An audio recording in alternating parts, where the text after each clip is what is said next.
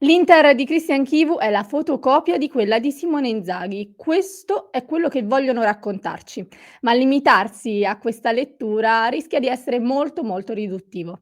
È vero, la struttura di base, lo scheletro, la spina dorsale della squadra, come abbiamo ribadito più volte poi, sono rimasti praticamente gli stessi e di conseguenza gli automatismi costruiti negli anni non possono essere cancellati di certo dall'oggi al domani, ma allo stesso tempo Kivu non è un semplice esecutore. All'interno dello stesso telaio tattico il tecnico sta iniziando a tracciare la sua direzione, provando a declinare il sistema con sfumature diverse.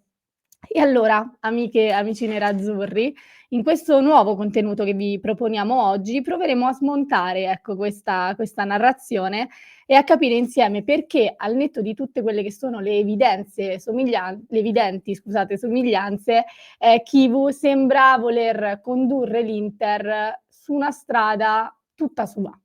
Prima di farlo, io vi ricordo come sempre di continuare a sostenere il progetto Passione Inter con un like al video, l'iscrizione al canale e ovviamente ad unirvi al mitico club di Passione Inter, dal quale, proprio dalla chat del club stamattina, è nato tutto questo discorso, tutta questa discussione, che per essere affrontata, secondo me, ha bisogno di una piccola premessa, ossia il fatto che ad oggi abbiamo a disposizione un campione di partite ancora piccolo per dare un giudizio, effettivo, soprattutto per quanto riguarda i dati. Considerando che Chivu comunque con questa Inter ha fatto 4 partite al mondiale per club, 4 partite in Serie A e una in Champions League, più le varie amichevoli. Quindi niente verità assolute, ma questa vuole essere più un'analisi su quello che abbiamo potuto vedere finora e su quelle che potrebbero essere un po' le indicazioni, no, per quella che sarà questa stagione sotto la nuova guida di Christian Chivu.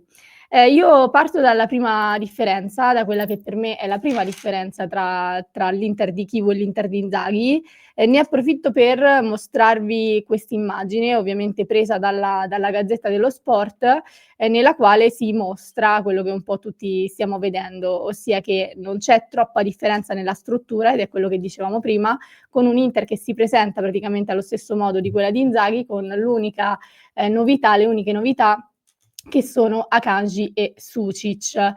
Quindi una struttura simile, molto, molto simile, ma la grande differenza secondo me in questo discorso del modulo è una maggiore elasticità da parte di Christian Chivu rispetto a Inzaghi. Sicuramente non è opinabile il fatto che entrambi partano da un 3-5-2, Chivu sta seguendo quella linea lì, ma la differenza sta nella rigidità.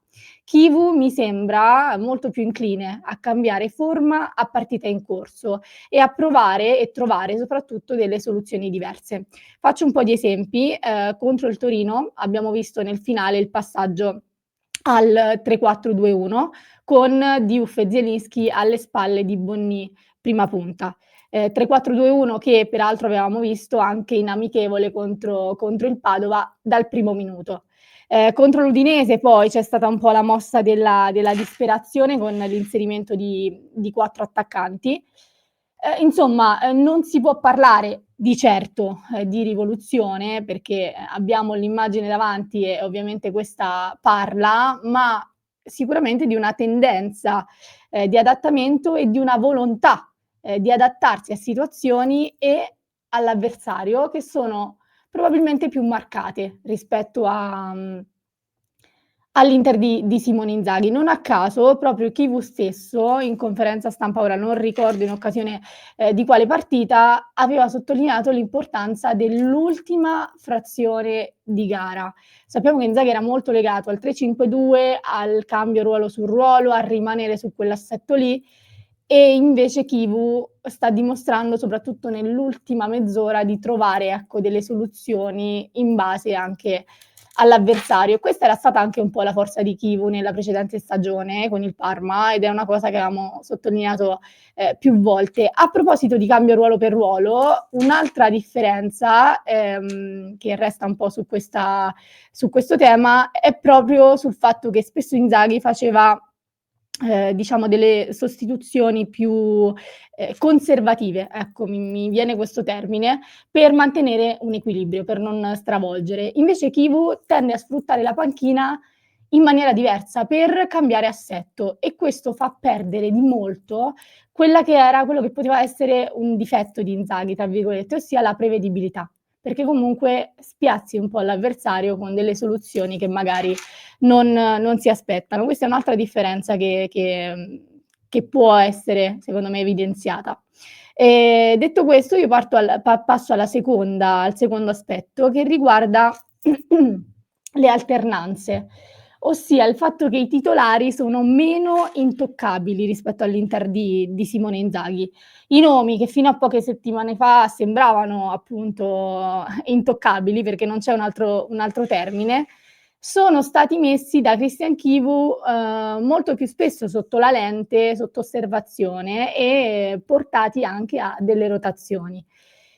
Ad esempio, l'esempio più recente che mi viene è la sostituzione di Barella e di Lautaro in occasione di Juventus-Inter. Non stavano dando probabilmente i segnali che si aspettava Christian Chivu e, nonostante l'importanza dei 2 giocatori, l'allenatore ha deciso di cambiarli.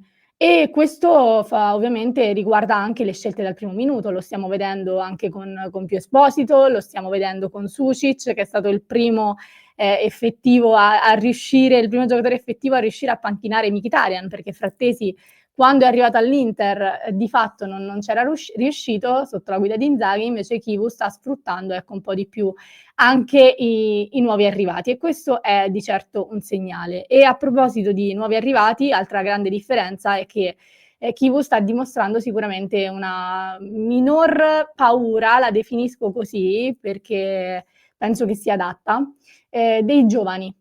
C'è proprio una svolta generazionale con l'Inter di Christian Chivu, sia per necessità, perché il mercato che è stato fatto a Chivu va verso quella direzione, però, lui si sta ponendo comunque come un tecnico che dà molta fiducia a dei giocatori che comunque hanno, poca, se non nulla praticamente esperienza in Serie A. Quindi, questo è un altro segnale molto molto positivo e Chivu ha anche la fortuna di poter lavorare con dei giovani che già dalle prime partite stanno dando dei grandi segnali. Ovviamente, mi riferisco a Pio Esposito e Sučić nello specifico, ma siamo tutti curiosi anche di vedere ovviamente quello che ci regaleranno gli altri.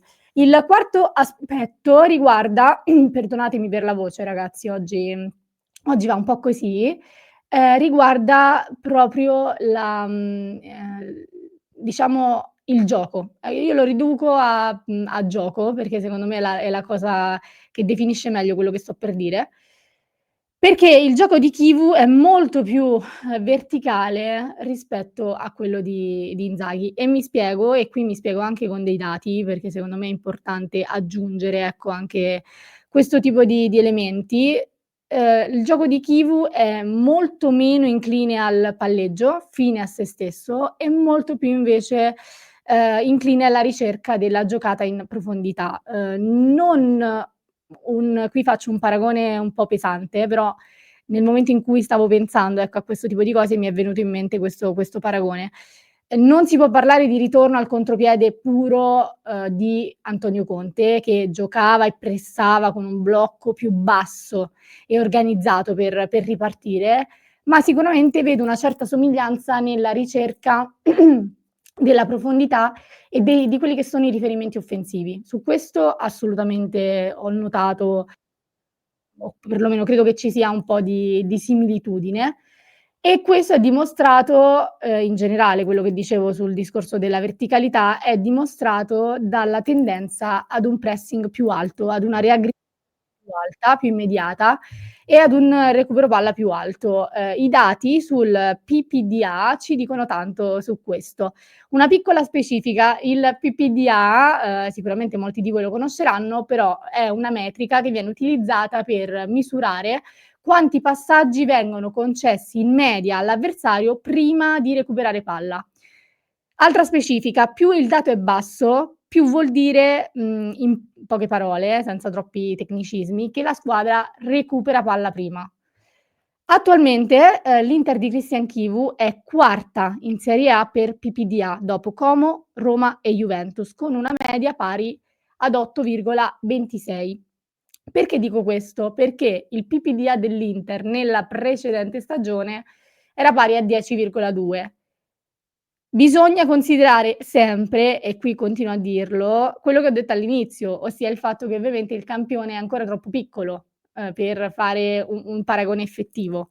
Però è sicuramente un'indicazione di quella che è la tendenza, di Christian Chivu, il gioco di Christian Chivu. Questo dato secondo me ha i suoi pro e i suoi contro, nel senso che puoi avere, più occasioni immediate, puoi fare dei recuperi in zone avanzate, però nel momento in cui non azzecchi, diciamo, la giocata, la difesa si può trovare molto più esposta e di conseguenza serve che il centrocampo faccia bene filtro, cioè che sia pronto a coprire. L'Inter in questo inizio stagione ha subito 7 gol in 4 partite, quindi Chivu per me dovrà fare un grande lavoro e dovrà essere molto bravo a trovare, in un certo senso, un equilibrio sotto questo punto di vista. Visto che ho parlato di una, ossessione minore per il palleggio, se la vogliamo, chiamare così, c'è anche stato una sorta di cambio di priorità con Christian Chivu, e mi collego alle dichiarazioni del mister post Juventus Inter, quando fece riferimento al fatto che ci sono dei momenti in cui la squadra deve imparare a gestire meglio il pallone.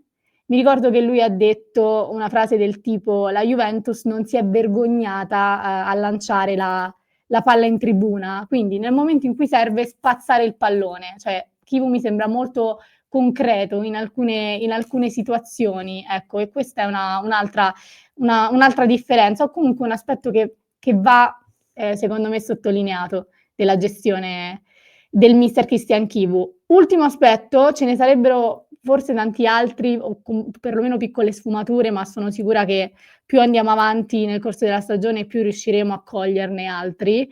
Un ultimo aspetto che però mi riguarda e quindi non potevo esimermi dal considerarlo, è il discorso della comunicazione, perché anche il rapporto con i media è cambiato sotto la gestione di Chivu. Chivu comunque mi sembra molto, a parte il ritorno alle conferenze stampa pre-partita, che danno sicuramente indicazioni importanti quando lui ha intenzione di, diciamo, svelarci qualche piccolo segreto, però anche a livello comunicativo mi sembra uno che non faccia molti giri di parole, mi sembra uno molto più diretto, sia sugli obiettivi che sulle scelte, che sulla gestione della squadra e questo può essere un aspetto positivo anche per il messaggio che poi si mandano allo spogliatoio.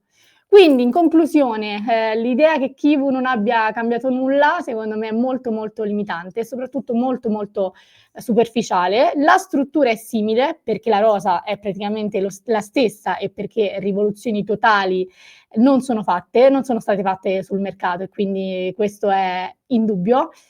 Ma, la versione di Chivu raccontato come il simile Inzaghi, come la copia di Inzaghi, secondo me non è per nulla giusta. Ci sono molti segnali concreti che raccontano piuttosto, di un progetto che sta provando, diciamo a, trovare un'identità diversa, partendo sicuramente da una base con e allora amici, amiche e amici nerazzurri, io ho concluso, ma vi aspetto nei commenti per sapere un po' le vostre considerazioni su questo discorso e quindi come sempre vi leggo.